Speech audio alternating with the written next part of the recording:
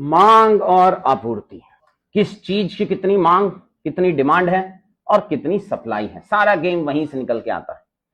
किसी चीज की कितनी मांग है, अब वो मांग बढ़ेगी कैसे?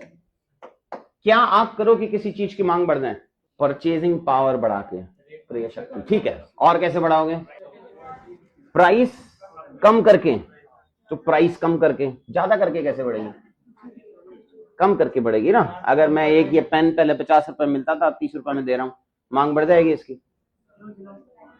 योजनाओं पे अब दो अलग अलग चीजें हो गई कि ये जो मांग बढ़ाने वाले हैं, क्या अपन उसको अलग अलग खांचे में तोड़ सकते हैं?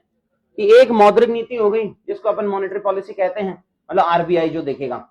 दूसरी राजकोषीय नीति होगी जो सरकार देखेगी, जो राजकोष से रिलेटेड होती है, जिसको फिस्कल पॉलिसी कहते हैं। और तीसरा बाकी सब हो गया मिसलिनियस।